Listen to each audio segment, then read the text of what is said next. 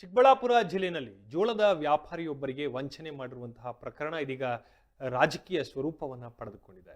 ಪರೇಸಂದ್ರದ ಜೋಳದ ವ್ಯಾಪಾರಿ, ಜೋಳದ ಕಟ್ಟಿ ಎಂದೇ ಖ್ಯಾತಿ ಪಡೆದಿರುವಂತಹ ವ್ಯಕ್ತಿಗೆ, ಜೋಳದ ಕಟ್ಟಿ ಎಂದೇ ಖ್ಯಾತಿ ಪಡೆದಿರುವಂತಹ ವ್ಯಕ್ತಿಗೆ ಕೆಲವು ಮುಸ್ಲಿಂ ವ್ಯಾಪಾರಿಗಳು ವಂಚನೆ ಮಾಡಿದ್ದಾರೆ ಎನ್ನಲಾಗಿದೆ. ಈ ಹಿನ್ನೆಲೆಯಲ್ಲಿ ಶ್ರೀರಾಮ್ ಸೇನೆ ಮುಖ್ಯಸ್ಥ ಪ್ರಮೋದ್ ಮುತಾಲಿಕ್ ಅವರು ವಸತಿ ಸಚಿವ ಜಮೀರ್ ಅಹ್ಮದ್ ಖಾನ್ ರವರ ವಿರುದ್ಧ ತೀವ್ರ ವಾಗ್ದಾಳಿಯನ್ನು ನಡೆಸಿದ್ದಾರೆ. ರೈತರ ಪರವಾಗಿ ನಾವು ಇದ್ದೇವೆ ಎಂದು ಹೇಳಿರುವಂತಹ ಮುತಾಲಿಕ್ ವ್ಯಾಪಾರಸ್ಥರ ನಡುವಿನ ಈ ತಿಕ್ಕಾಟದಲ್ಲಿ ವಸತಿ ಸಚಿವರು ಮಧ್ಯಸ್ಥಿಕೆ ವಹಿಸಿ ಸಮಸ್ಯೆಯನ್ನ ಬಗೆಹರಿಸಬಹುದಿತ್ತು ಅಂತ ಕೂಡ ಅಭಿಪ್ರಾಯವನ್ನು ಪಟ್ಟಿದ್ದಾರೆ.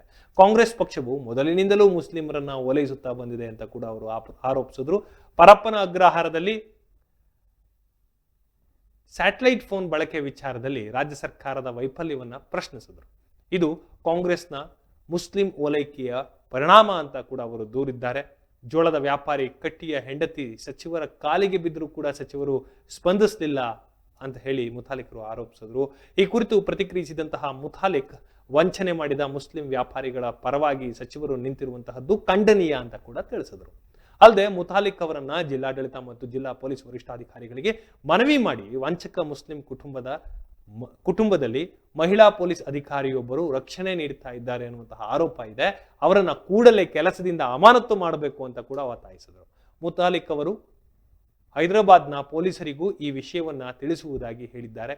ವಂಚಕರ ವಿರುದ್ಧ ಕಾನೂನು ಕ್ರಮ ಕೈಗೊಳ್ಳುವಂತೆ ಅಲ್ಲಿನ ಪೊಲೀಸರಿಗೆ ಮನವಿ ಮಾಡುವುದಾಗಿ ಅವರು ತಿಳಿಸಿದರು. ಈ ಪ್ರಕರಣಕ್ಕೆ ಸಂಬಂಧಿಸಿದಂತೆ ಹೆಚ್ಚಿನ ಮಾಹಿತಿಗಾಗಿ ನಾವು ಕಾಯ್ತಾ ಇದ್ದೇವೆ. ಜೊತೆಗೆ ಈ ವಿಚಾರವಾಗಿ ಜಿಲ್ಲಾಡಳಿತ ಮತ್ತು ಪೊಲೀಸ್ ಇಲಾಖೆ ಹೇಗೆ ಪ್ರತಿಕ್ರಿಯಿಸುತ್ತೆ ಅಂತ ಕಾದು ನೋಡಬೇಕಾಗಿದೆ. 25 ವರ್ಷದಿಂದ ಮಾಡ್ತಾ ಇದ್ದಾರೆ.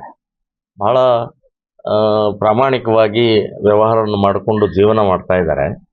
ಅವ್ರ ಹೆಂಡತಿ 3 ಜನ ಹೆಣ್ಮಕ್ಳಿದ್ದಾರೆ.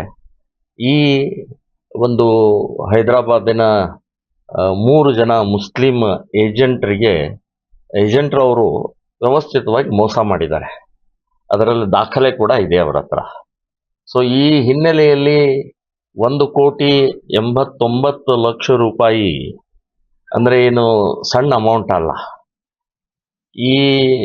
ಇವರು ಎಲ್ಲ ರೈತರ ಕಡೆಯಿಂದ, ಸಣ್ಣ ರೈತರ ಕಡೆಯಿಂದ ತಗೊಂಡು ವ್ಯಾಪಾರ ಮಾಡಿದಂತಹ ಇದಿದು. ಆ ರೈತರು ಇವರಿಗೆ ಕಾಟ ಕೊಡ್ತಾ ಇದ್ದಾರೆ. ಅದು ನಮಗೆ ಕೊಡಿ, ವಾಪಸ್ ಕೊಡಿ ಅಂತ, ಹಣ ಕೊಡಿ ಅಂತ ಹೇಳ್ತಾ ಇದ್ದಾರೆ. ಸೊ ಈಗ ಬಹಳ ಫಜೀತಿಯಾಗಿ ಮಧ್ಯದಲ್ಲಿ ಇವರು ಸಿಕ್ಕಾಕೊಂಡಿದ್ದಾರೆ.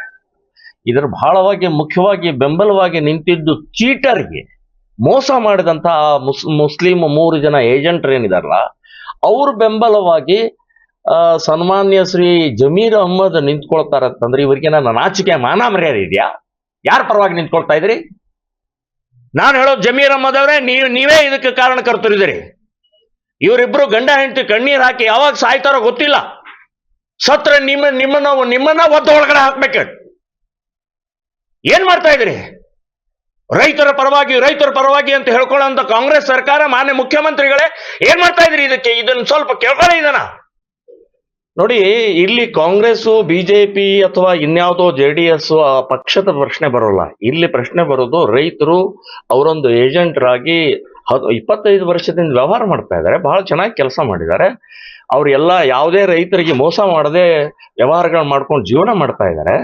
ಸೊ ಅಂಥವ್ರಿಗೆ ಇವತ್ತು ಕಾಂಗ್ರೆಸ್ ಪಕ್ಷ ಮುಸ್ಲಿಮರ ಪರವಾಗಿ, ಮುಸ್ಲಿಂ ಇದ್ದಿದ್ದರಿಂದನೇ ಇದೆಲ್ಲವೂ ಕೂಡ ಮುಚ್ಚಾಕುವಂತ, ಬಚಾವ್ ಮಾಡುವಂತ ಪ್ರಕ್ರಿಯೆ ನಡೀತಾ ಇದೆ. ಒದ್ದು ಒಳಗಡೆ ಹಾಕಬೇಕು ಮತ್ತು ಅವ್ರ ಮನೆಯನ್ನು ಹರಾಜು ಮಾಡಬೇಕು. ಅವ್ರ 3 ಜನ ಯಾರೋ ಅಕ್ಕಂದ್ರಿದ್ರು, ಒಬ್ಬಳಂತೂ ಪೊಲೀಸ್ ಇದ್ದಾಳಂತ. ಪೊಲೀಸನೇ ಇದೆಲ್ಲ ವ್ಯವಸ್ಥಿತವಾಗಿ ಮುಚ್ಚಾಕುವಂತ ಪ್ರಯತ್ನ ಮಾಡ್ತಾರೆ. ಪೊಲೀಸನ್ನು ಸಸ್ಪೆಂಡ್ ಮಾಡ್ಬೇಕು.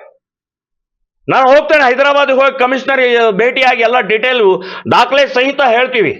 ನಿಮ್ಮ ಪೊಲೀಸನೇ ಇದಕ್ಕೆಲ್ಲ ನಿಮ್ಮ ಡಿಪಾರ್ಟ್ಮೆಂಟ್ ಅಂತ ಆ ಮಹಿಳಾ ಪೊಲೀಸನೇ ಬಚಾವ್ ಮಾಡ್ತಾ ಇದ್ದಾಳೆ. ಮುಸ್ಲಿಂ ಅಂದ ತಕ್ಷಣನೇ ಹಿಂದೆ ಸರಿತಾರೆ, ಮತ್ ಜಮೀರ್ ಕೈ ಹಾಕಿದಾನ ಅಂದ್ಕೊಳ್ಳಿ ಹಿಂದೆ ಸರಿತಾರೆ.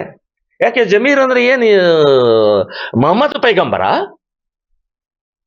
ಏನ್ರಿ ಏನ್ ಮಾಡ್ತಾ ಇದ್ದಾರೆ?